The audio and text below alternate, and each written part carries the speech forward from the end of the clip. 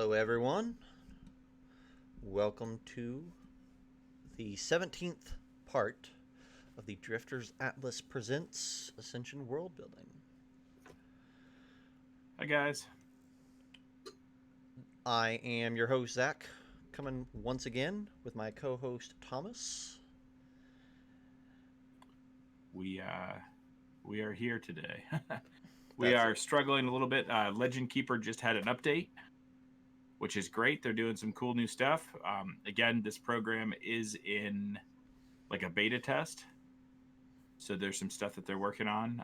That being said, we are trying to figure out why when we uploaded our new map from our Sunday stream, things aren't sizing correctly. So bear with us for a minute while I work on Legend Keeper, and we'll start the rest of the process. Yeah. We're doing good, Athros. How are you doing? We've got a special guest uh, in the Drifters Atlas studio with us today. This gentleman to my southwest is our good friend Alex. Alex plays on our dungeon stream every other Monday. He plays Aud, the Fey Knight. You sure it's not our northeast?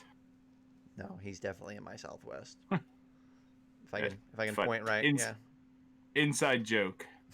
yes, We played a very exciting game of a one shot we're working on this afternoon, yeah, and we were directionally challenged a lot. mm-hmm. So Alex, why don't since you're new to this part of the channel, and just as a way of introduction, why don't you tell us a little bit about Aud the Fey Knight, and if you want to tell us a little bit about yourself, we won't complain.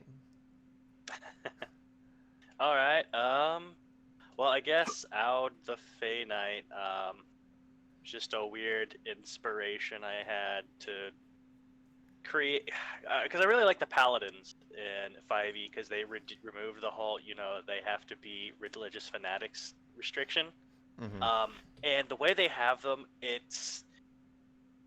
it's very unique because the Paladins' power essentially comes from their what's it called? Their oaths and tenets. Their oaths or tenets, which are things that the more that they believe in them, the more that they believe in their cause, the stronger they are. And I'm like, that opens up so many interesting character concepts. Like particularly one that I'm very fond of is that's the unwitting paladin, the paladin who makes an oath, who swears that they're going to do something, whether it's vengeance or they're going to protect their family and friends or whatever. It essentially will empower them, Mm-hmm. and it's a fascinating concept. And with the Oathbreaker, you get even more interesting variants where it's like what happens when you have a character in the narrative of the game, they break that oath, and now they have to live with that shame. It's just so fascinating because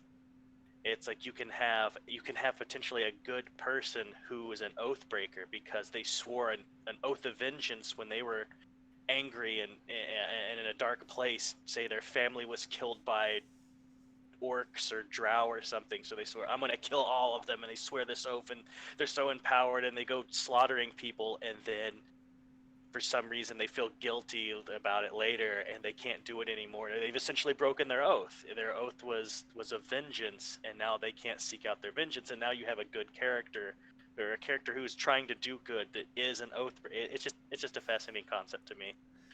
That said, I'm not playing an Oathbreaker. That's more of a higher level concept that you'd have with a character. When I say higher level, I mean like literally higher level, not like Mm-hmm. the it's not some like grand scheme or something. Sure. Because it doesn't make sense for a level 1 paladin to be an Oathbreaker because you don't actually make your oath until like level 3. Yeah, it's a really weird setup where you could theoretically, like, the game allows for it, but it would be a strange thing that you don't get to make an oath, but yet you could make but you could have already broken an oath. Exactly. Yeah, it's bizarre. But the character I'm playing is kind of um shoot, I lost my train of thought. I read a word and then suddenly I stopped thinking. That's how it works. Yep. But the character I decided to create for this was a variation on a character that we tried to play the campaign with Brent, if you remember, Zach, that Yeah. we played 1 or 2 sessions and then just didn't it just didn't take off. The group sort of fell apart. Mm-hmm. Which was actually a warlock at the time, but I changed him to a paladin, just kind of tweaked the story a little bit. Yeah. But he is he's called the Fey Knight, and it's released this self-titled thing because he got lost as a child and ended up inadvertently being picked up by Fey and was raised by them until he was eventually discovered by some overzealous knights who thought, oh, this kid's been kidnapped by the Fae, they've gone too far, thought they were rescuing him and took him away, and found out that he wasn't exactly being rescued, but at that point it was too late, because, you know, with the nature of the Fae, it's not like they could just go back to where they found him. They, you know, they're very secretive and all that, so he had to kind of finish growing up with them, spent the first half of his life with the Fae, second half with the Knights, and spent a lot of time not liking them, and ultimately goes down the path of the Paladin, deciding after a few events that he forgives the Knights, that he realizes they weren't trying to be evil or do wrong. They thought what they were doing was right, and he just was in the wrong place at the wrong time. Like I said, after a certain set of events, he decides to he inadvertently swears his pre-oath, I guess, and sets out to do good and kind of find his way, be an adventurer and a hero and all that. Which I'm trying to play him very naive. So it's been fun in the dungeon so far because he's just kind of excited, like, oh, I've read about dungeons.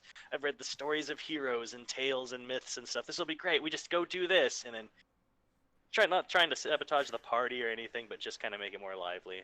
Yeah. He's not the lawful stupid paladin, but he is uninitiated into the world, and a lot of what he does know he's read in books. Cool. Anything else you want to tell us about Aud or yourself? Or myself.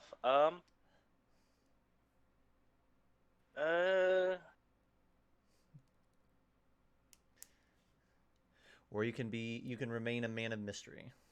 A man of mystery. Yeah. There's not too much to say about me. I'm not really that exciting of a person. Now you've buried the lead, and now people are going to be super intrigued for the rest of the episode to see what inklings and leaks you might. Oh, fantastic! Yes. Yeah, I'm secretly like someone really cool or something somehow. Yep. All cool. They're gonna be like, "What's that in the background? Did you see that? What was the top of that thing in the background?" Yep. They're gonna be unraveling your entire apartment. Yes. Track me down on Facebook. So Atheros is talking about he's never heard of that. He's never thought of that side of an oath breaker before. It's always been a lawful paladin that breaks their oath by doing something wrong. And yeah, I think that's like Alex said. That's the cool thing about paladins now is they can break a whole lot of oaths in a whole lot of different ways, and earn that oath breaker status. I'm not going to forget, but I'm going to ask all of you guys to help me remember. Probably about the halfway point, we will show off some art that we've got in recently for the upcoming adventures. So we've got a whole nother set to go through. So I think we've got updates to 2 pieces or 3 pieces and a couple new pieces to check out. So it's going to be fun. Absolutely. Just a couple other things here before we get started. If you want to play this weekend, Zach and I are both running games for D&D Live 2020. All the money that is raised for that will go to Red Nose Day for children affected by COVID-19. So that's really cool. So if you're part of the games, or even just want to go buy merch or whatever it may be, it's a big jump in the right direction. Mm-hmm. The other thing is that if you want to help support us in a stream, our Patreon is a great way to do that. We have two options. We have the PDF tier, which gives you PDFs and information written about the town that we talk about or the map that we talk about every week. Or we just added our mini tier. We have tier minis like this fella, big troll with a cool shield. Mm-hmm. Be stuff like this weekly. No, sorry, not weekly. I repeat, not weekly. There'll be monthly kickbacks, and the first month right now is a giant like owlbear or elder beast, 2 NPCs, and then the first month that you join, you'll get a specialty mini. And right now, our specialty welcome package includes a large beholder and the glue to put all the models together. Sweet. Yep, it's pretty cool. We like them. They're awesome minis, and we're curating the set to go well with this world. So it'd be a lot of fun. Absolutely. Yeah, I think that's a good little bit of intro, a little bit of heads up. Unless chat has anything else that they'd like to do, I think that we would like to dip our toes into another little area here in the northern range of mountains. And I'm going to zoom in a little bit. So, if you caught our Sunday night stream, we made this town, this nomadic tent town of Whistle. And that took basically the entire stream. Atheros was a big part of that. And we designed some really fun, like giant Oliphant-like mammoths, and a city that can be hoisted up onto them and lowered down, and all sorts of great stuff. That was a lot of fun. Really cool. Yeah. So we're going to travel just a little bit west, and we're going to talk about Darkmantle Gorge today. I thought that would be a good one because, Alex, as someone who hasn't been on the stream before, I thought it would be fun to start in a whole new area and kind of get a fresh slate to play with. All right. So let me pull up here. I should have done this beforehand, but it'll only take a second. Let me pull up here what we know, which is only about a paragraph on Darkmantle Gorge, and then we can just kind of dive in. And kind of the format here is we're going to take input from chat, we're going to take input from you, and we are going to conceive more of a rounded outlook on what this place looks like. So, here we go. Darkmantle Gorge. Eras ago, a small collection of tieflings escaped their life of captivity in the underworld and clawed their way to the surface, establishing a small colony in the arid mountain range known as the Northern Crown. Tucked into obscurity, the colony was allowed to somewhat flourish, as it remained isolated from both the fiends below and the civilized creatures in the world above. Only recently have a few of the inhabitants of Darkmantle Gorge dared venture into the rest of the world around them. So, for those of you who don't know, in our world, the fiends, the devils, and the demons don't live on an extraplanar location somewhere else. They live right below the surface in an area called the underworld.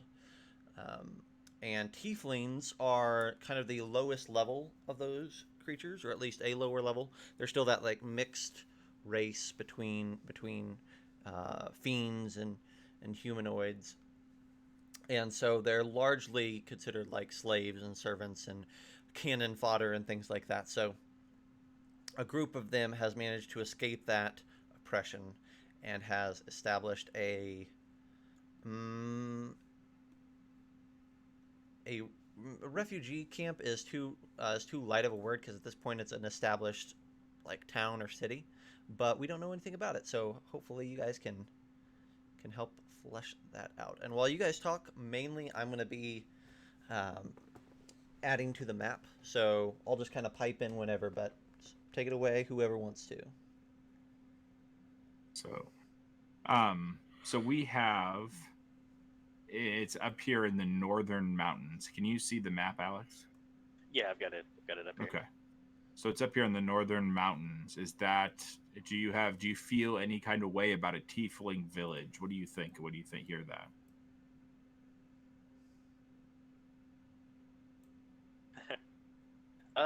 What's going on kind of around it? Can you explain to me like the coloring choices and if that has any meaning? And so I just kind of get a feel for the geography. Yeah. So if you look at the area around it, you have a big, vast area of green to sort of your right or to your east. And then you have a whiter area or a sort of a barren area than white over to your left. Or, sorry, as you're looking at it, to the west. And so what this is the poles are skewed in this world. So the North Pole would be up towards your northwest. Okay. So there's an area of the white area is an area of cool air and sort of barren cold plains, icy plains. Okay. And you have each one of the squares on this map is 25 miles. So about from Darkmantle Gorge, where you can see the new pin I've put in the map, all the way down to Filigree, which is the large city in the middle of the continent.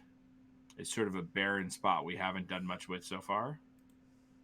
And then down into the woods to the south of Darkmantle Gorge, the southwest, is all we know about that is that it's sort of a forest that comes from sort of a more temperate climate up to the plains. Okay. So the white, if I'm correct, the White Dust Plains area is kind of a cold tundra sort of place. Yes. Oh, and Athros is 100% right. We did learn something else about them. Do you remember what that was, Thomas, from Sunday? Of the plains? No, of the gorge, Darkmantle Gorge, and the tieflings that live there. I do not. We talked about them raising mounts. Yes. Yes, so the tiefling raise flying mounts in the areas of Darkmantle Gorge here. Yep. We haven't established what those mounts are 100%. We kind of chatted a tiny bit about it, but... Yeah, we talked about some fey creatures. We talked about a few things. Yeah. Anyhow, carry on. Sorry. No, I'm glad you said something because again, Alex wasn't here, so it's good that he knows. So what comes to your mind first? What do you want to talk about? Is this a big city? Is this a small city? Is this?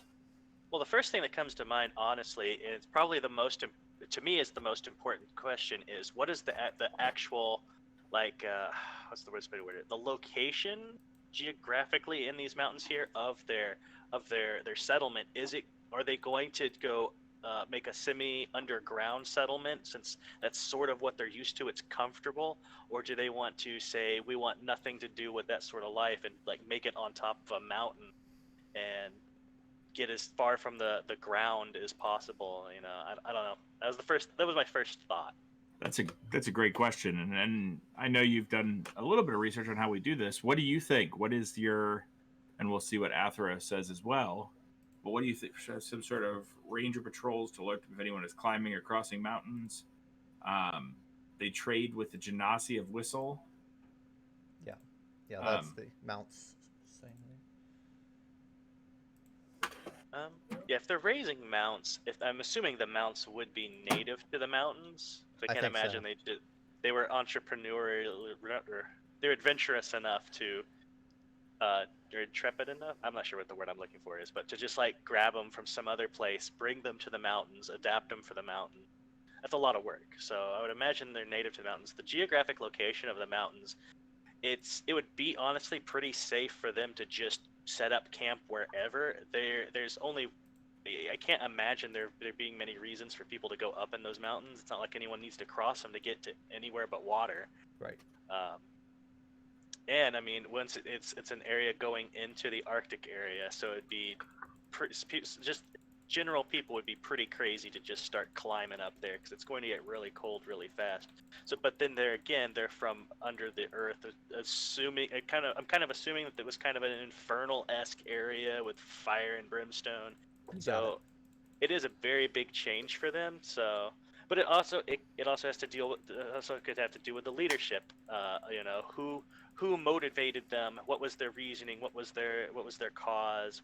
Is that a person who would say, let's throw away all semblance of our servitude and live free under the blue sky? Or or is he going to be more pragmatic and say, yeah, let's make our own semi-subterranean life here to protect from the cold and the weather and the element and be a little safer.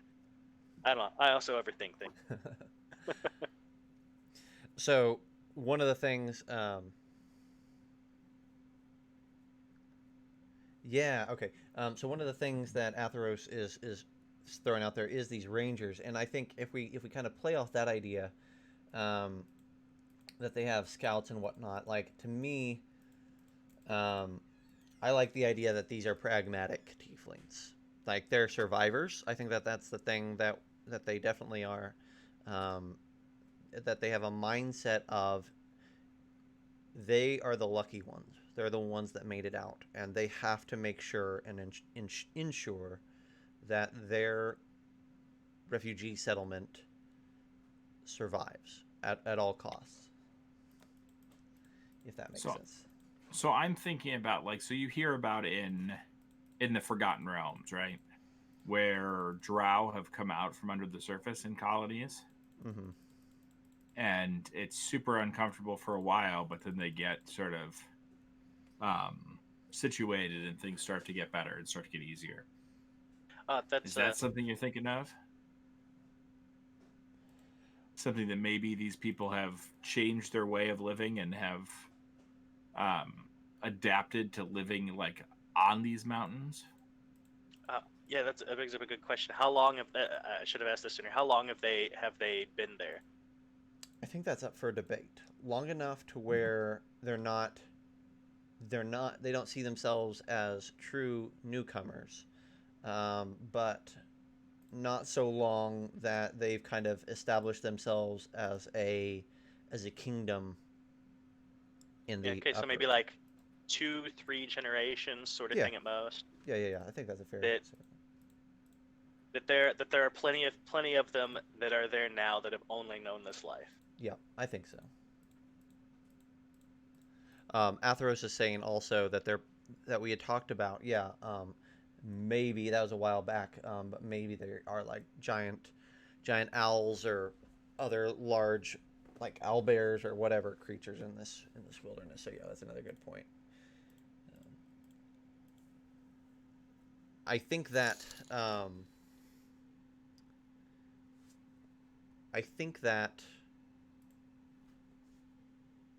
these, at least in my mind, these are very cliff-like mountains, right? Very rocky, very sheer drops, scattered caves, things like that. So there is a lot of options for birds and other creatures.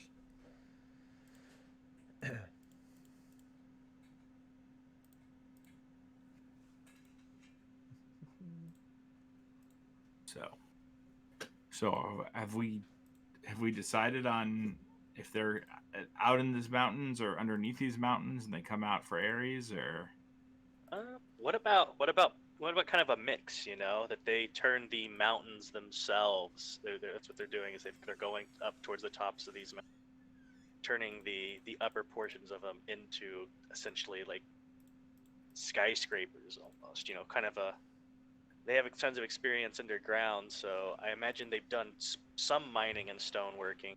Mm-hmm. And what better way to create it creates a safe haven and a symbol of their freedom at the same time. Plus, it makes it pretty convenient for raising flying things if you've got something that's up that you can easily get them to. So they have little watchtowers dotting all through here. Is that kind of what you're imagining? Just they kind of dominate the horizon, so to speak, or the sky? Um, maybe that's their plan. Now that I think about it, I guess I'm kind of envisioning something like from like The Hobbit and the like Moria or something, or not Moria, the what's the name of the place under the mountain? Do they have a name? I Uh, can't remember. It's been so long. like Khazad-dûm, like under like or Erebor under. Erebor, yeah, where Smog was, right? Yep, yep. Okay, something like that, where they're building their city into the mountain itself. So I mean, yeah, I'm sure that would come with uh, watchtowers and stuff being built. So I really like this idea. I like the idea that this this is in the early stages, but it's probably going to turn into some sort of like really wondrous stronghold, like something that looks really impressive and gorgeous. And I think things like that, things like Erebor, take a lot of time. Decades perhaps. So it may not be fully there yet, but they maybe intend on being on creating a place that's like a wonder of the world, so to speak. I'm picturing like one entryway and then only can get in other than that one entryway by flying mount. That's cool too. Yeah, So, that would make so, sense. so you've got like a path up into the mountains, and they can only enter through that entryway unless you fly in. Mm-hmm. And Atheros is suggesting, um, so the buildings would maybe be on a mixture of, um, like maybe some of the buildings sit outside and are kind of visible to things, like maybe like the front facing idea behind for the tieflings is front facing and out in the open, but their more private areas are back in the mountain. Yeah, that makes sense. That's kind of what I was imagining. Yeah, where they've got like their stuff they're building into it, but they're also building onto the mountain itself. Mm-hmm. Mm-hmm. See, I was picturing it a little differently in my mind, and I'm open to either. Don't get me wrong, but I was thinking that you walk up into this path and it looks like a regular mountain. You don't see it unless you know that they're there. You wouldn't know. And then you open it and there's this very fine, exquisite inside. There's halls of stone and beautiful like lanterns and all kinds of things, like this very like upper scale. Everything looks very bleak and just regular mountain path outside, and then you walk inside and you see that this whole city is basically carved into the mountain. But I'm open to either. Yeah, I'm looking at Atheros here's throwing out some more ideas, or adding to the ideas. He's thinking, like on the surface, there's spires and watchtowers, landings for their mounts and patios, gardens, watch points, and then inside are the hulls, the houses, the pens, things like that. Yeah, I'm definitely open for that. I guess I was thinking more of like Ironforge from World of Warcraft, if you play, where there's an entry and then everything sort of built into this interior area, right? There's no homes outside of Ironforge. Oh yeah, I didn't really imagine like anyone living outside of the mountain. Just the like what Atheros is saying, where there's the utilities, there's utility stuff on the mountain itself. It would be where just the stuff that's almost inevitable to have. That's like they're gonna have to. They may be camouflaged or something, but I don't know. Yeah. Well, I think from a practical standpoint, you would put the things outside that are either going to help with defenses or are reasonable losses, right? So we can, they're looking at like if we get attacked, we want our homes and our storage bins and things like that built way back in there where we can fortify up and withstand a siege or whatever. Outside, I mean, it's just like with a regular castle and how the wall protected the things that the king felt most important, his own assets and things, and then outside the wall were the things that he was like, well, these things can go away if they have to. Yeah, Farmlands. I was just thinking too. It's like, well, what's the reason that they went into the mountains after escaping? That's clearly because it's a defensible position. They're expecting at some point that the fiends are going to retaliate. Mm-hmm. That's a reasonable thing to assume too, since I would imagine if you slight a fiend like that, they're not just gonna just go, oh well, it's just some slaves we lost. They're gonna be like, no, this is an insult. We're powerful demons. We're not letting this by. And Right. Atheros, I'm not I I watched that episode, but I don't remember that mining city. Yeah, I would think so. I think it's Uthadurn is the name of that city, where it spirals down into the earth. And sort of like that, yeah, where it's sort of dull and basic on the outside, and then you get down, you have a whole city built into the stone. But I'm as I said, I'm open to a mix. I'm open to anything. I just, in my mind, when you said if you're building into the stone, that was my thought of like perfectly protected mountain, except for one entrance, and they sort of leads into a giant like city street that opens up into homes, and a lot like Uthadurn at that point, where there's home sections and probably lower down into the mountain more, and then there's businesses towards the top, towards the entrance, and there's probably these big doors, a lot like Ironforge from World of Warcraft, where you have the doors, and then they basically, if the door's shut, you can't do anything.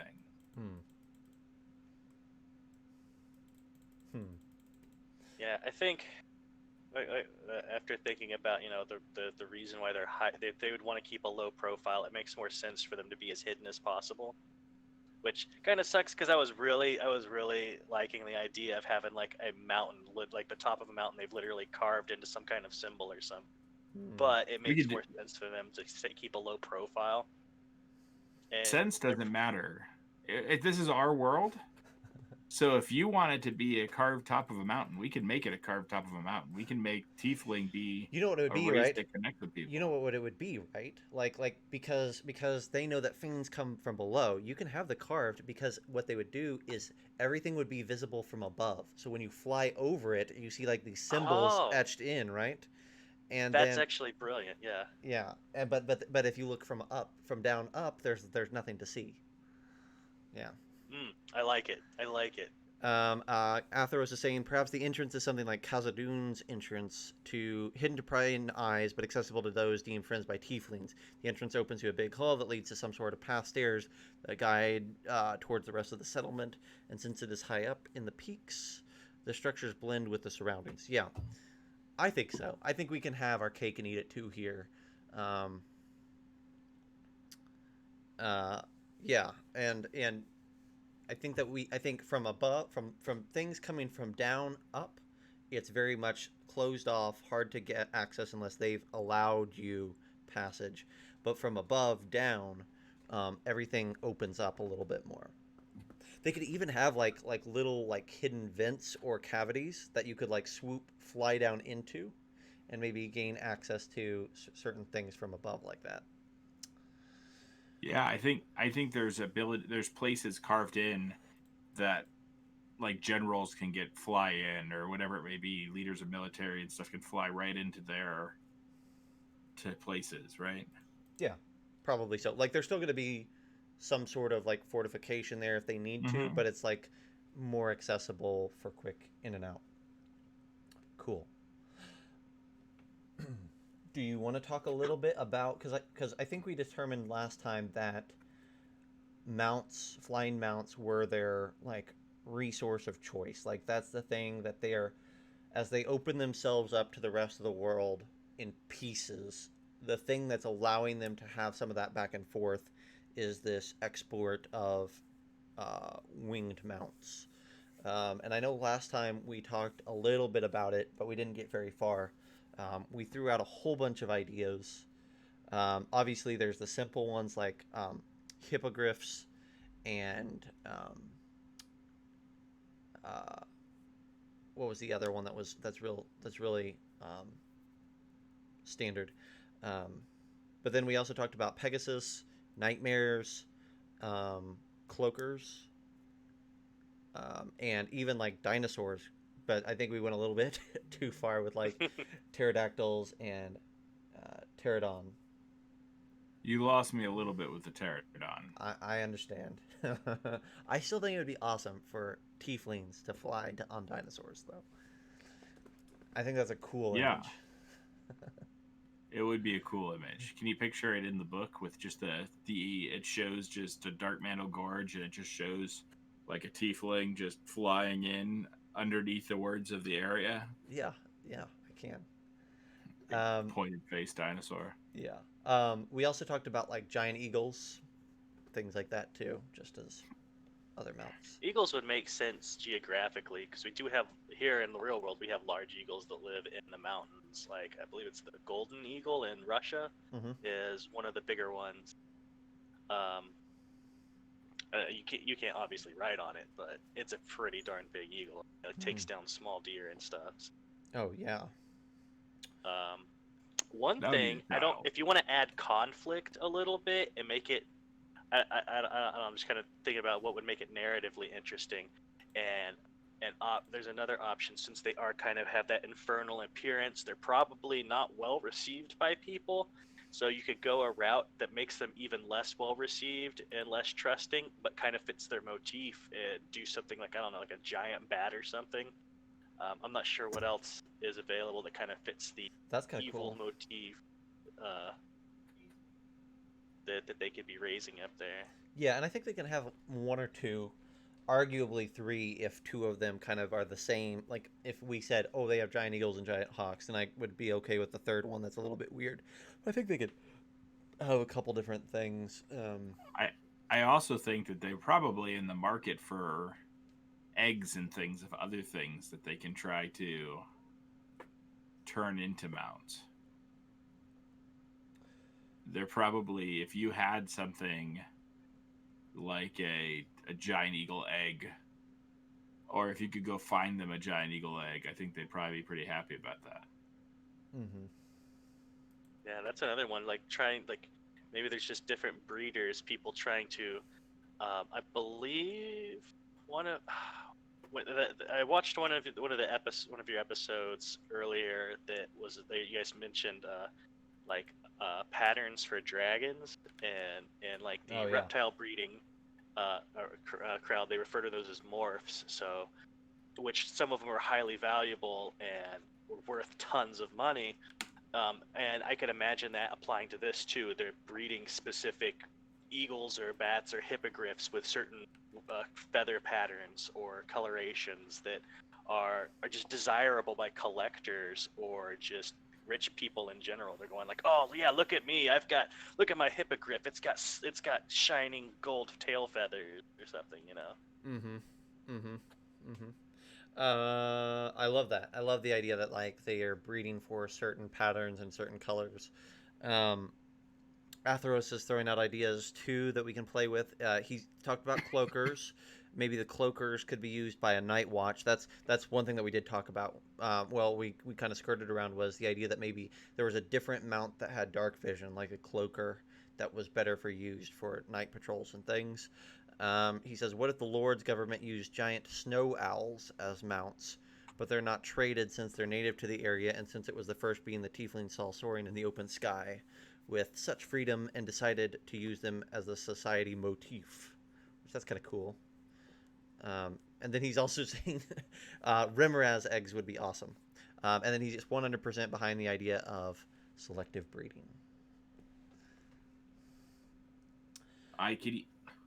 You can't ride a Remoraz though. He'd burn to death.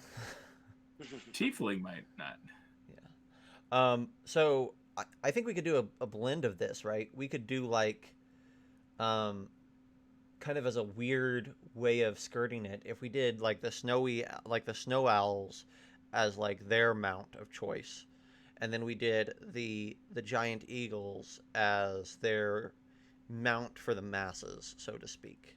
um, and they're always trying to refine that breeding process to get different aspects. It's just like any type of breeding program, and then that would give us the cool thing about owls is that they have dark vision, right? So that kind of helps address that too. I love the idea that talking about it as a supplement, not just a world. I love the idea that you have these two options.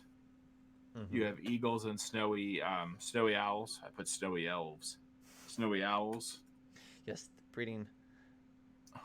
Well, they could be doing that too, but I think those are great. I love having a third option, but it depends on what the players do that when they become available, because it gives your DM a way to like reward players, right? Mm-hmm. So maybe that they are working on one of three options at the time, and they have giant bat, they have cloakers, or they have nightmares, and these are the reasons why, and these are what they get to do, and this is what happens when they become mounts, and then the DM can say, hey, look, this is a cool thing that if, and then when they help these tiefling do whatever they're trying to achieve, these things can become, it's basically an unlock, right? Mm-hmm. So Mm-hmm. they have their two like normal mounts. They're just the two most basic mounts, right? A giant eagle and a snowy owl is pretty. As far as giant animals you ride, it's uh, pretty passe. Pretty acceptable. Like it's gonna Yeah, fit with a lot of different players and a lot of like a wizard. You could see a wizard, of course, riding a giant eagle, but you could also see a uh, a gosh a fighter riding a giant eagle, yeah. right? But then maybe you do have that like more diverse, more bizarre thing that's not everyone's cup of tea. Speaking of not everyone's cup of tea and flying creatures, do you guys want to look at art for just a half a minute? We're Sure. reaching the halfway point here. Cool. Well, let's do it. So if you'll look at the Legend Keeper screen, I'll kick over some art assets there. And I promise by the time we figure this out, we will have Legend Keeper. By the time we open up Legend Keeper the next time, Yeah. we'll have figured out Our what has map happened, what has changed. our map detail is getting bigger and bigger, and as it does so, Legend Keeper is panicking. But let's do this. All right. So this is a very simple picture, and this is just a sketch, but we'll show off a couple things here. This is pieces of fibrum on a cloth, and that will eventually become Ooh, like a spot filler in the work. become colored. Yeah. Let's. Nice. So this next piece I'm in love with. It's not done yet, but it's getting closer. And speaking of flying creatures that are bizarre, that is our Perryton. So there's a lot going Oh on my there. gosh. So obviously a lot of the feather details still have to be worked out. But it's got that like really interesting, like colorful fey creature color palette that I love. I love the antlers. It's all cool. Getting It's some of the shading fantastic. in, all that. Here is another little sketch. This is one from one of our earliest episodes. So if you were there then, this is the tusk. Ho ho ho. And down below you can see the Black Barnacle port, and you're on a boat sailing away from that. So I think that's looking pretty sweet. And then two more pieces here. Here is our subterranean monkeys, the nibblers. Those look pretty rad. I love what he did with the patterns. Again, that's like based off those deer in, I think The Witcher is what he was talking about. That have like translucent hair. That's kind of interesting. um, these deer here. And then last but not least, we have our lovely Gizrat, which is awesome. So, getting closer. Getting closer, but What do you think, Athros? We need your opinion.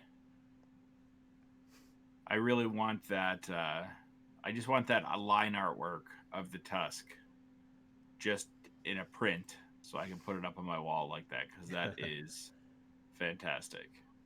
mm-hmm. Yeah. Whew.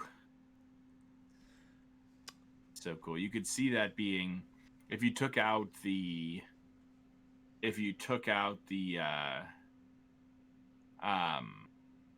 the adventures and you put them on a sailboat instead, you could see that being a picture that somebody posted, that somebody had in their living room, right? Yep. Exactly. I'm excited. And exactly, Atheros, the color palette is what did it for me. And he actually went through, you guys, I'll show you a little bit more here, and then we'll get back to it. But he went through and gave me a whole bunch of different color variants on these chimps. And we went with one that's a little bit more brown, reddish tone than this green. But they all look awesome. Anyhow, that's that. Little preview. So, I'm excited to see some of the item pictures and stuff like that as we go along too. oh yeah. There's gonna be some more. We still got I'm the cover excited show to off. get this cover so we can announce the Kickstarter. Yep. We're so close. Mm-hmm. I know you and I are sitting at our table going like, "Come on, we need this so we can move forward." Mm-hmm. Our artists are fantastic though, so we're going to give them as much time as they need. Yep. Okay, so let's get back to business at hand. So we got owls, we've got eagles. What do we want that last thing to be? We can even come up with our own creature if we don't like the creatures that we have available to us in the monster manual. If we have something cool that we want to come up with, that'd be fun. Maybe they brought something with them from the underworld. A mount. Yeah, that's why I loved the idea of like the cloaker, right? Because the cloaker is found in mountains and caves and. Watch out, Athros! You can't spend too many pages for us. Every time we spend pages, the price goes up on our Kickstarter. So the thing that I was thinking about with cloakers, and we can definitely play with this, but cloakers have their own language and they're intelligent creatures. So if we choose to do a cloaker,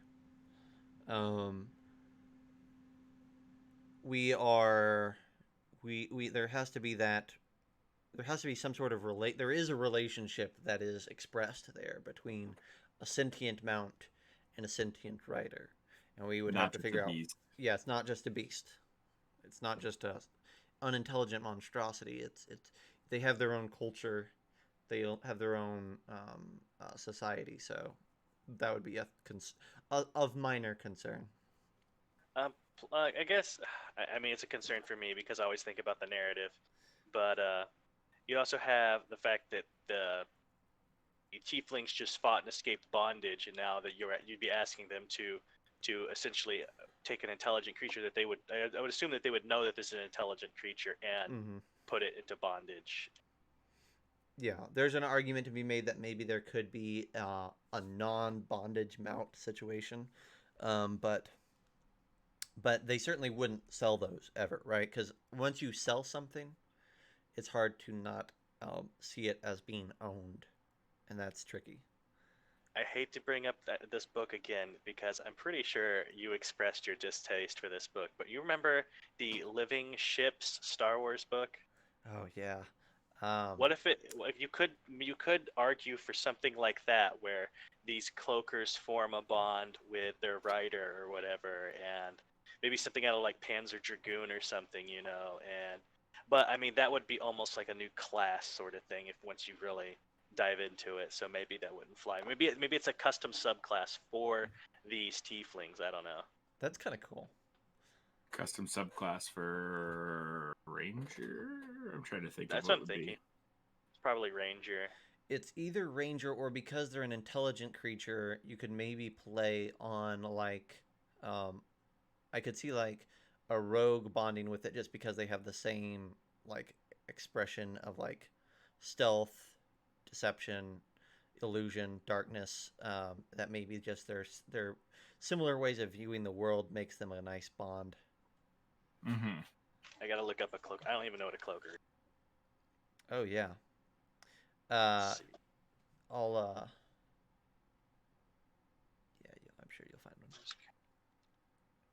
There we go, a cloaker. Okay.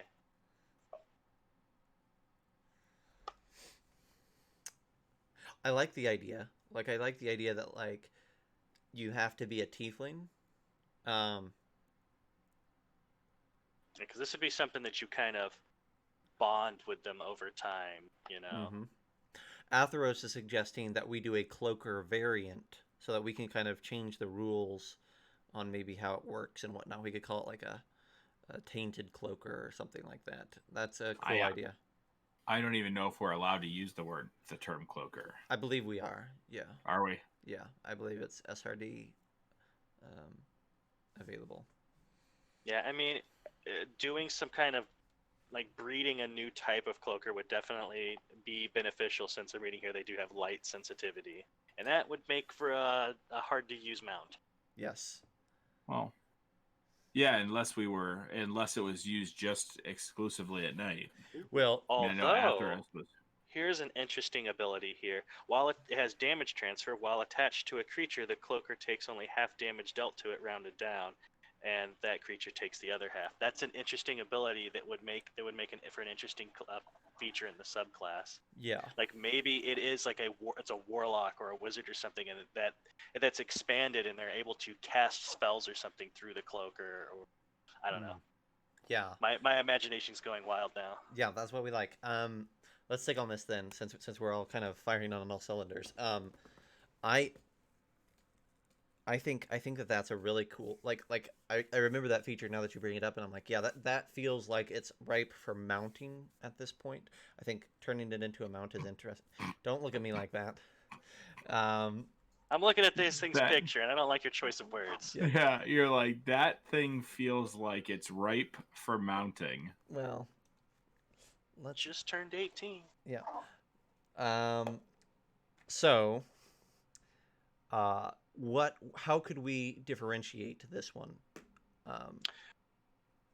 What is, so For- one way that you said is to get rid of the sunlight sensitivity, which I think is necessary because if a player unlocks this, so to speak, like Thomas was talking about, you want it to feel like a big positive and not like, oh, I have a mount that I can't take anywhere in the daylight.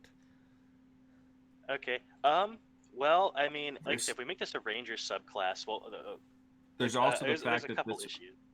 There's Go also ahead. the fact that this would be built around using in the open, right? Because you're not going to take this inside somewhere. Yeah. Mounts in general are going to Yeah. be one of those things that you don't. Go ahead, Alex. You're talking about rangers. Okay, yeah, ranger. I was just thinking because we said it first, and casting spells with your mount is just kind of weird, to be honest. It's cool in theory, but I could feel like that could get really overpowered really fast. But speaking of rangers, they don't they have like an ability where they can, like, with their familiar, they can see through their eyes or something? So I mean, if you think about it, couldn't you do something in reverse because they have because with the damage transfer thing that they literally like connect themselves to someone else so they can see through your eyes during the day. That's interesting. So that like bypass the sunlight sensitivity while mounted, or while connected to the Wow. rider in some way. Yeah. That's interesting. I like that name, Athros. Athros is suggesting a soaring cloaker as like the variant wording. That's pretty cool. Since it could be used, it'd be a breed. The man, yep.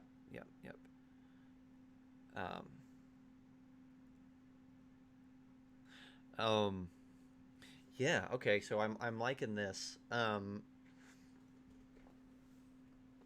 I'll pull out my. I mean, also, I mean, yeah, like I said, you could probably breed out something about because light sensitivity isn't, and this isn't a, oh, these animals take damage from sunlight or just they're paralyzed by the sun or something. It's just their eyes are sensitive to the light. So I mean, that's something that I would imagine would be fairly simple to breed out of them once they're exposed more and your eyes are forced to create more. Refresh your rods and cones at a different rate and adapt to the sunlight and Mm-hmm. Exactly. selective breeding and all. You could imagine you could easily test which ones were able to see better. And they're selective breeding champions. Mm-hmm. We already figured that out. Cool. They're aberrations, which is going to be fun. To kind of bring those into something that the players can interact with. Opportunistic predators, that definitely, like, I think they're like, yeah, preying on the sick, the weak, and the straggling. I think that these would make really good as like scout mounts, as like if they bred them to where their kind of leathery skin helped blend, it was of the right tone to blend in with the mountains, so they just kind of disappear into the cliffs and crags. That could be cool. Yeah, because they're also going to want to breed them to be a little more domesticated and loyal. Mm-hmm. Um, And again, which again, though, I mean, it opens up a whole can of worms about the would they as being people who escaped bondage and all that, and they could have been subjected to similar situations. yeah, Would they do it? Would they do something like that to an intelligent creature? To ma- to a creature that could tell them, no, I don't want to. what if we just said, instead of a breeding program, what if we just said that cloakers, when they spend an extended amount of time in the daylight, their bodies undergo some sort of metamorphosis into a type that is more akin to the daylight, and more akin, like they have some sort of, like, call it like a chameleon camouflage, where they can like reflexively adapt to their surroundings in some capacity. We just get them goggles at night for all of them. Yeah. Well, it'd be the reverse, right? Yeah. Oh, yeah. It would. Those would be miserable in the day. That would make it just burn out the retinas. Yeah, I mean, like Sunglasses. I guess it Cloakers makes with sense sunglasses. for them to just adapt, because if you think about it, if they're going to survive, the cliche life always finds a way sort of thing. Mm-hmm. That ultimately these are living creatures that are breeding and they have generations. It doesn't obviously say anything about like their lifespan, so I don't know how often they would have a brood or anything like that. Of course, I'm also getting too deep into it, like I always do. That's cool. No, I think that's the point of this stream, is that we can get as deep as we want to get into some of this stuff. Because it's ripe for mounting. Sorry. I'll stop. No, So please stop it all. Atheros is throwing out an attribute called Bonding Mount. A mount that has this characteristic forms an everlasting bond towards a soul rider. None other than that creature they bonded with can mount it. Yeah, and then you would give benefits to both rider and mount for pairing in that way. And maybe that's a reason why these cloakers would come to the surface with the tieflings, is because of this pairing that gives mutual benefits. Oh my gosh, I want to be a rogue that stealth bombs people and just jumps off 40 feet in the air. One thing I don't like about that, I guess the only thing I don't like about that is it sounds too much like the Avatar movie, and I Jumping off and attacking things?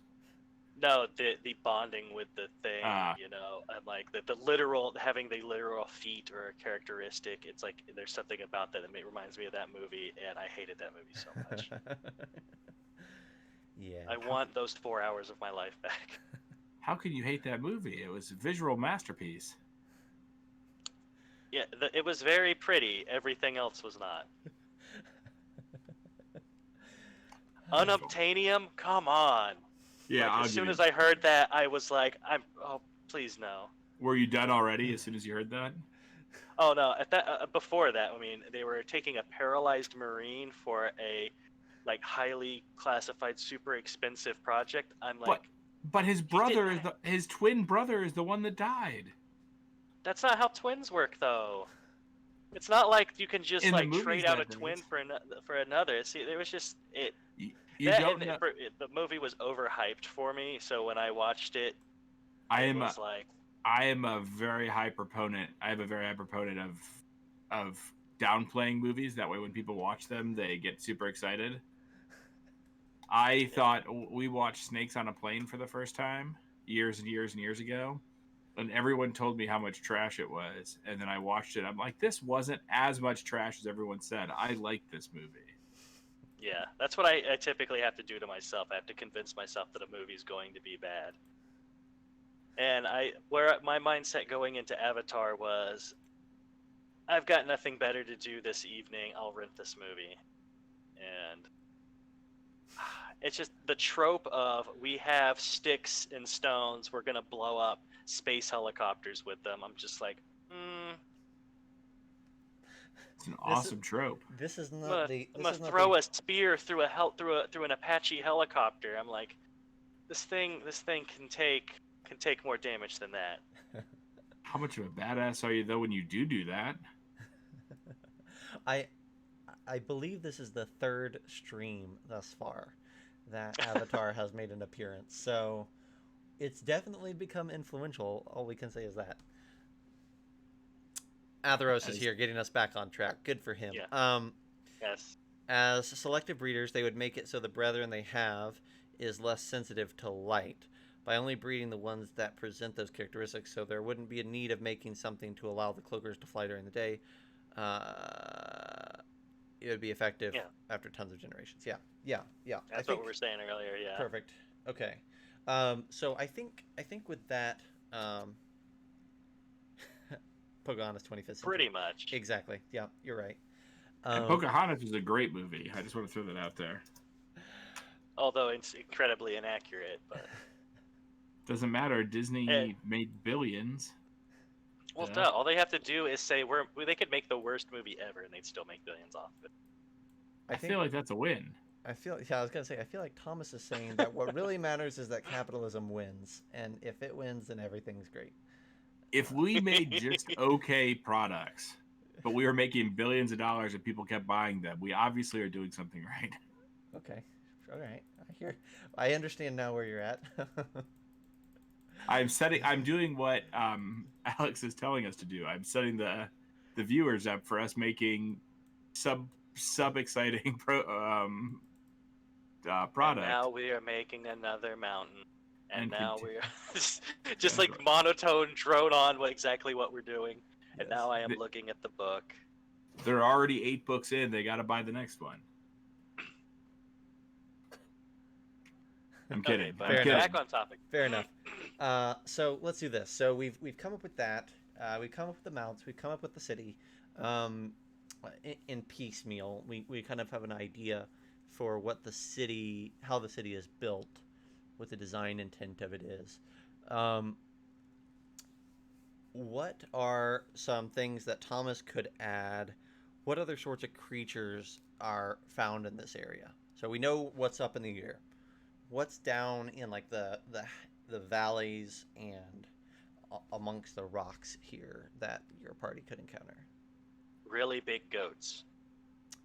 Dire goats. Yes, dire goats. Put it down. Put it down. Down. I mean, I'm just thinking, really big mountain goats, really vicious ones, Yeah. Like what are the sheep? Like bighorn sheep. I feel like rams are something that absolutely has to happen, because if we're gonna keep with the World of Warcraft theme a little bit, then rideable rams are a must. Mountain hodag. Oh, stop. Dragon. Don't bring that up again. Enough is enough. We have to find a place for the honorable hodag. No. Okay, I'm gonna pitch something here. How about taking the ram to the next level and making it some kind of draconic, some kind of like Ooh. some kind of like, I'm just trying to imagine this like dragon that crawls around on the ground with those big ram horns, and it's kind of got like a rocky looking skin because it's what it'll do is it'll hunt maybe another creature that's in the area and charge them and hit them with it, stun them, and then eat them. So a rock ram, a ramrock. I like that. I like that. Um, I got another one for you. Make it something that's really dangerous, Get something dangerous and that they have to worry about, and that the party has to worry about when they're in the area. it's kind of like a Bahir, right? So I think we can maybe toy around with that, right? Like, because a Bahir is a dragon that's created by giants. It's not actually a dragon, but it is a dragon, 100%. Yeah. Um, How so about Basilisk? Basilisk would be awesome in this area too. Yeah, that's perfect. Yeah, basilisk. I didn't even think about a basilisk. Something like a metal body lizard. That's cool. Atheros. Gorgon lizard? Like a Gorgon lizard would be awesome. Yeah. I'm still stuck on this idea of they brought stuff with them, and I misheard Alex a minute ago. What about he said a draconic ram. What about a demon goat? Because that's already such a, like, two things that go together already in mythology. So maybe actually make one happen. It would be like a common goat, but it looks demonic, right? And it's just their source of food. Fiendish goat. Yeah. Yeah, I was about to say, their source of food, their clothing. They've got they're Smoke out of their breeders, nose. so they would be breeding them. Yeah, I think that's cool. Like, I would love, and we gotta round out the world, so there can't just be things that. Obviously, most of the things we want to talk about are things that can harm the party easily, but sometimes we gotta think of these little common creatures that are easier. Definitely, I like your idea, Alex, and I think that there's something tied to a Bahir ram that could be done. I think that another one that is jumping out to me is, like death dogs from the. It's in the back of the monster manual, but they're in the miscellaneous creatures appendix, I believe. But Gotcha. the double-headed dogs are sometimes hard to place, but I think this could be a really cool spot for them. Death dogs are fiends anyway, right? Or are they fae? That's a good They might be question. fae. I think they might be fae. Depth's goat. That's a cool name for it. Atheros. Atheros is saying not exactly like a gorgon, perhaps as a feature that makes its body adopt the characteristics of what it eats: rocks, metals, etc. That's cool. Like, I like that. Maybe it grows them. Maybe like whatever it eats, it produces in kind. Its body somehow like interprets things found in its stomach. Or you could have like chameleons, like a chameleon ram or something like that, or chameleon lizard. That would be, I guess, a chameleon is a lizard, but so it looks like rocks. But Wait a minute, talk to me more about this chameleon lizard. That's interesting. yeah, that's what you get for brainstorming out loud. You're just throwing words together, and then you're just like, wait a minute, that's a thing. What about a giant devil toad? Or what's the Gila monster? A giant Gila monster would be interesting too, right? Weird. I guess I didn't finish what I was going to say earlier. But one of the reasons why I was suggesting that type of creature first was I was thinking about something in the ecosphere there that would be competing with something like a giant eagle or a giant owl, large predatory birds. That is something that its young would be prey for these things, but at the same time, those things young would be prey for these things. Mm-hmm. So they're kind of like counter predators or something. That's cool. Another animal I just thought of on the non-hazardous side, just to kind of populate the area, is in Japan they have a species of monkeys that live in the mountain. Actually, probably a cut more than one, but there's one in particular that they're the ones that you typically see in like that'll like come down to the hot springs in the winter. Oh, that's cool. I saw them. So monkeys or something along those lines might be an option to put in there. Yeah. Um, I saw them on my son's TV show. They went and visited the monkeys in Japan that visited the hot springs. Know about this? Okay. Let me pitch something else to you guys. Bear with me. I think that up here in the mountains there should be a Tarrasque. Ooh, It's it's just it's hanging out, sleeping. Yeah, I think it's OGL, so we can use it. And I always like that thing. Like, it's not on a rampage. I think that's the qualifier for it. It's the world boss. Yeah, but there's a huge Tarrasque hanging out somewhere. So do they have any contact with this thing, or is it just they just avoid it like the plague? I mean, I would bet that they have seen it, like they've flown over it or something and spotted it. But they leave it the hell alone because they know better. CR30. Yeah. Just like I know that if I told my players there was a Tarrasque on this world, that they would want to go see it, and they would poke the bear. 100% players would have. Yeah, Winter's Wolves are cool. Atheros, snow leopards. I think the further we go east or west in this mountain range, we're gonna see more and more of those like tundra creatures. I think winter wolves are awesome for like the and we're gonna have some of that, like that we're in the intersection space. So there's definitely gonna be some of those creatures seeping into this area from the tundra. So 100%. Snow leopards definitely in the mountains. They're a mountainous species, but like deep in the mountains, you'd be hard pressed to find a wolf that'd be climbing that much. But definitely in the lower parts of the mountains, yeah. Mm-hmm. Oh man, now that I think about it, in a winter-like area, yeah, there would be a lot of ambush predators, which is I was kind of had in mind with the giant lizard thing. That's just kind of the nature of this sort of area. So when there's a lot of just one color, they'll typically lie in wait a lot. So that'll be fun for the any party going through this area is dealing with a lot of ambushes. Yep. You mean like lizards that are chameleon lizards? Yep. Not necessarily chameleon lizards where they will literally change their appearance, but something more with like a native appearance that's Gotcha. been adapted for this environment. Chameleons, Not cold. Yetis. they're kind of overplayed for me because it's kind of like they're easy.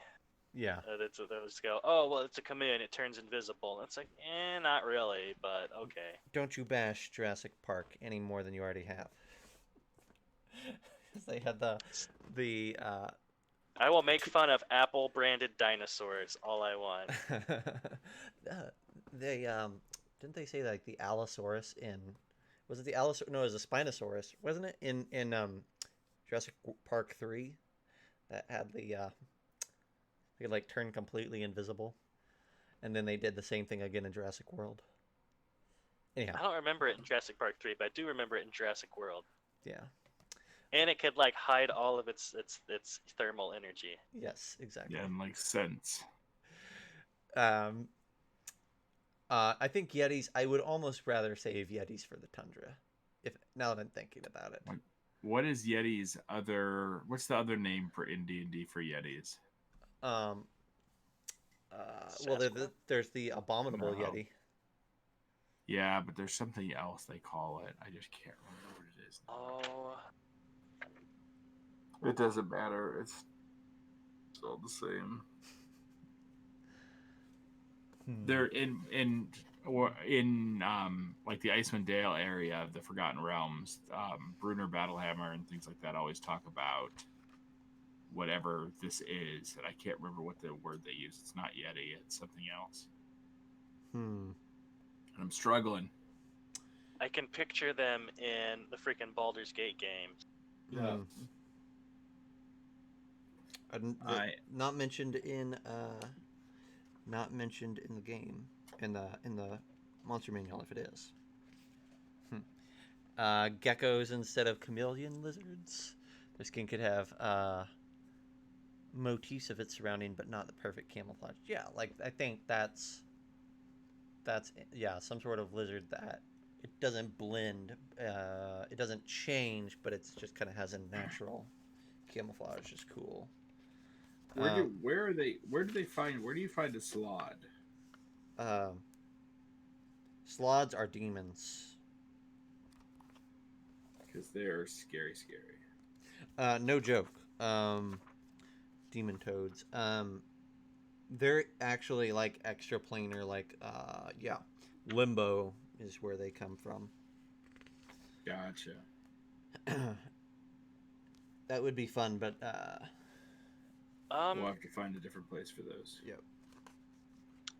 I just thought of something to just kind of tie it into the rest of the world. I don't know what you guys came up, or if you guys came to a decision on this yet. But one of the episodes I listened to at work today, they talked about you were looking at an origin for. I wanted to say gnolls, but I think it was actually hobgoblin. Hobgoblins. But I did. But speaking of, I think I did listen to part of one where you guys talked about gnolls or something for a moment. Mm-hmm. So I don't know if there's a way, if you guys remember you were talking about the hobgoblins, like maybe there's like tribes roaming in the areas and stuff for that maybe they were displaced by the calamity that happened. Mm-hmm. So I don't know if maybe there's a rival tribe up here that's causing them trouble here, or I was just thinking of something to maybe tie it into the rest of the world, or some event that's happening across the world. Yeah, something to kind of bring them in a little bit more. Well, I definitely was thinking about Atheros, snowy owlbears. That's exactly what we were talking about before a few weeks ago. And yeah, that I kind of want to wait and see. I think that this is just me hypothesizing, not me knowing anything. But I think that maybe we're going to see an official release of a snowy owlbear in the upcoming book. So that'll be interesting. But anyhow, I was thinking about, we probably do need another. I feel like it's unfair to assume, or unreasonable to assume, that tieflings are the only humanoid sentient race in this mountain range. So Atheros is already throwing out the idea of white fur gnolls, which I think is cool. But because gnolls also have a fiendish heritage, so maybe they came out centuries earlier. But I think that there could be one or two races that either the tieflings fight against, or skirmish against, or have maybe even a trade relationship with here in the mountains. And I love gnolls as option A.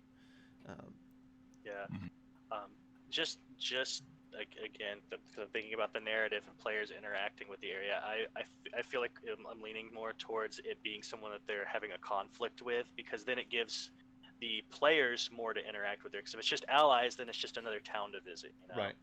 But if it's something the players know, if it's someone that's they're in conflict with, the players know, oh, can I help you with these? You know, they can inquire, they can look for quests there. They can expect that they may be sent on some sort of mission to gain their trust or something. Yeah, I like that. I think you're right.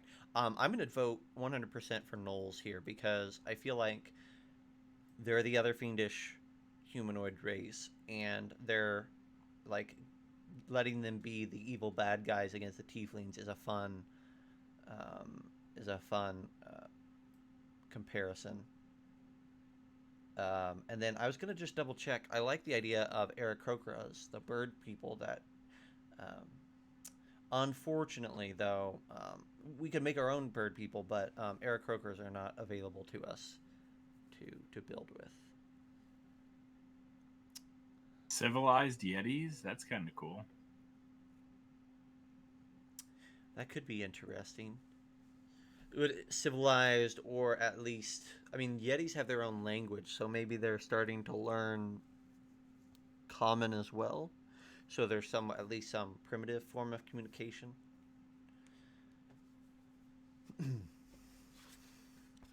Let me pull up. Let me pull up our.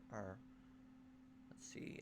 I can do this on D&D Beyond, and it's all right if we see D&D Beyond stuff here. We can pull up and see what races we have to work with real quick here. They are chaotic evil in the monster manual right now. Yeah, that's what I was just looking at. We know. Let's scroll down here to some of like. So we could do like orcs just as a simpler thing. That would be interesting.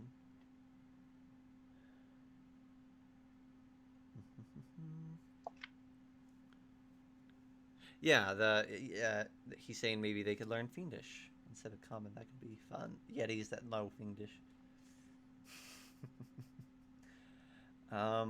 Yeah, there's not a whole lot here in the monster manual. Okay, so let me pitch Minotaurs for you guys because I think Minotaurs would be a fun race to have, in our world somewhere.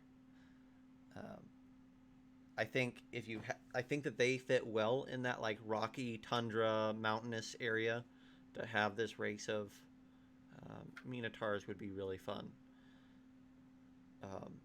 and be very different than Tieflings, right? They both have. We talked about putting them on the plane somewhere anyway. Mm-hmm. Also, centaurs would be cool here, or what would a goat? Well, I guess you could do like a fawn or something like that. Half dire coat, half dire goat. Well, half person. The satyrs. You could have satyrs up in the mountains. Luxodon, like mammoth kin, would be awesome. Like a bipedal mammoth would be fun. Furbolgs, I don't think we can use. Tabaxi, we could use. We just have to come up with our own cat name, but we could definitely do that. I'll scroll a little slower here. Sorry.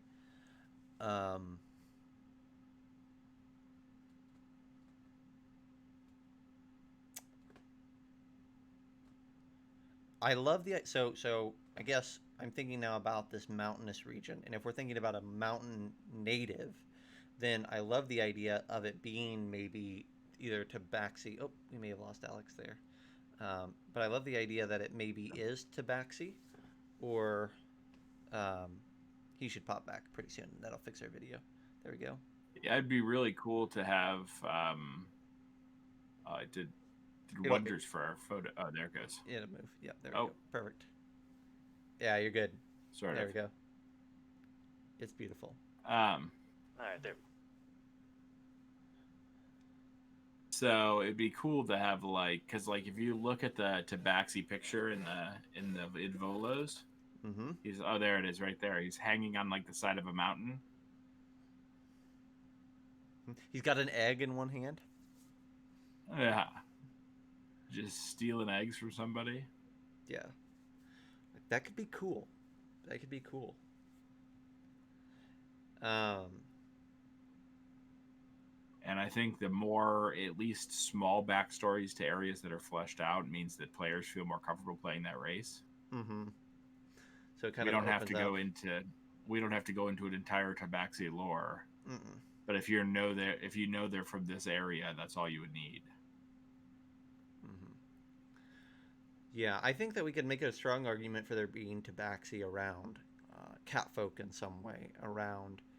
I like the idea of maybe pitching them as leopard type things because that kind of allows that mountainous aspect, and also people kind of have this understanding already that leopards are a rarity, so this could be a race that isn't dominant anywhere and just kind of very reclusive and similar to the actual critter. So it'd be cool as if you were down in what's it called?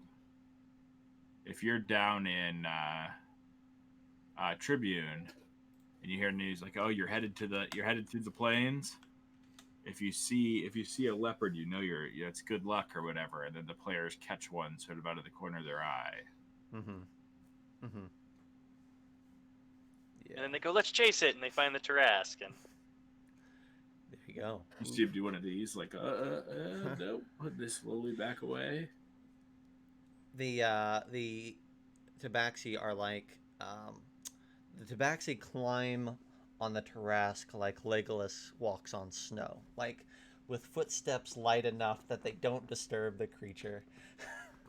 They Or just every now and again, the Tarrasque just snaps one off and goes back to bed.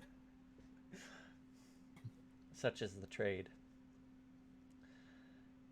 Yeah. Yeah, I definitely like the idea of the snow leopard cat race being super rare, super reclusive. Maybe, I mean, if you want to compare it to like the snow leopards in the Tibetan snow leopards, I think Yep. they are. I don't Yep. know. They're super rare.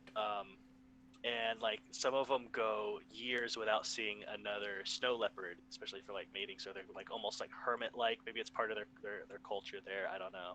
Yeah, that's cool. And it also gives a And reason why they would not have anything to say when the tieflings come in and kind of establish themselves, because they're not a race that's in any way going to be combative or dominant.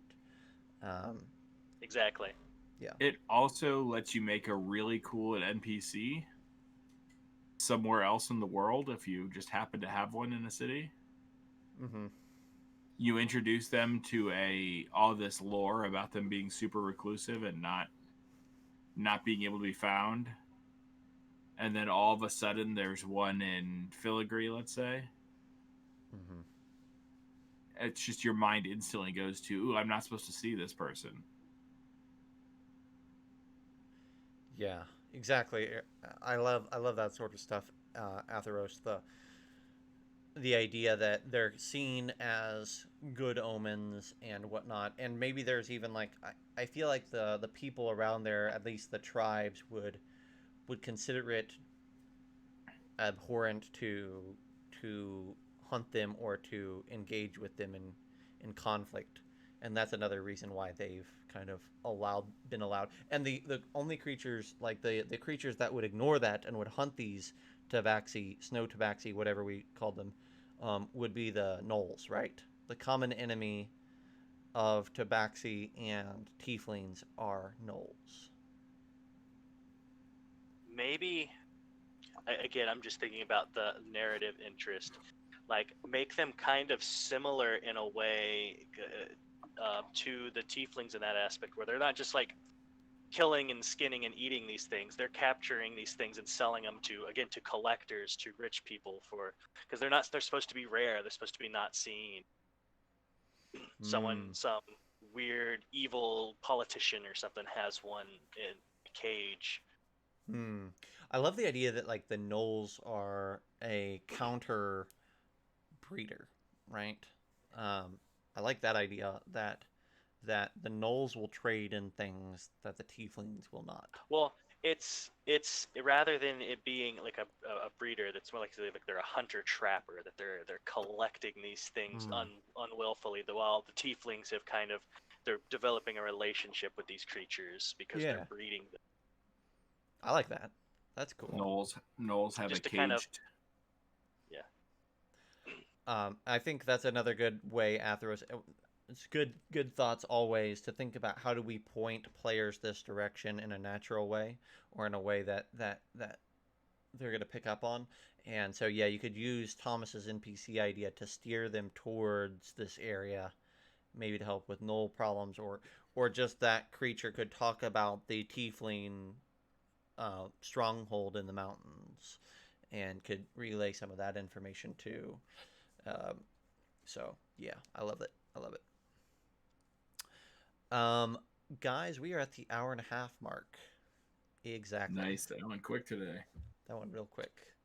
But we're just plowing through some really fun areas. We're really fleshing out this world. It just keeps getting little pieces added to it. We didn't add a lot of text as far as naming things to this area today, but That's okay. yeah, one of the things that we really wanted with the very first product and on is for there to be at least one place on the map marked from the very first product for every one of the main playable races that you're going to have access to. And so that way, when a new player picks up a product, they say, "I want to play a tiefling." that there is somewhere in the campaign setting description that says tieflings live here, and that way players can start to connect to the world a little more. So we hadn't done anything on tieflings so far this entire stream. So True. Now we've added a race or two. Yep. Now we've added some opportunities there, and really started to. The north has been kind of bare for a long time, so we're starting to add some things that direction, and I think we're starting to get to a map. Of course, we're kind of ignoring this eastern side here for the moment, but everything else is starting to really take shape and become detailed. Well, we're ignoring the eastern side on purpose. Yes, we're ignoring it on purpose. We're not ignoring it because we're ignoring it. We're ignoring it because it's not going to really be part of this product. Yeah, this first round. Yep. We are as a group, we are going to get there eventually, but the goal is for us to. It's going to be part of that second tier of our product. Yep. And we've still got plenty of areas to mess with here. We need to really do a deep dive. I think we'll try to get Catherine on again, but we'll do a deep dive into the pirate lands some more. So that's a big part of it. All of our main cities need a deep dive. The tech city in the crater needs to be started.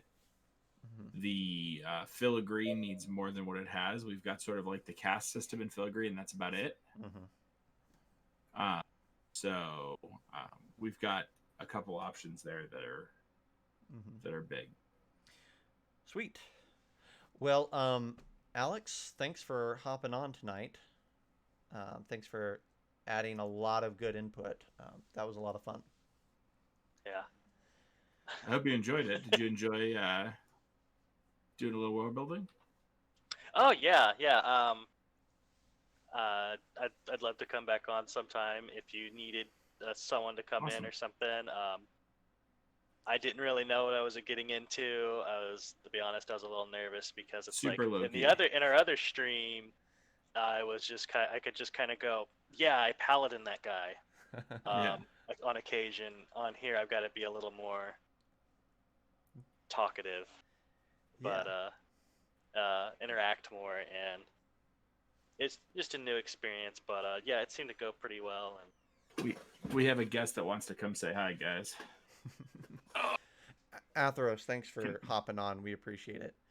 That is you. Can you say hi? You were on our Instagram. Hi. Can you wave towards the camera?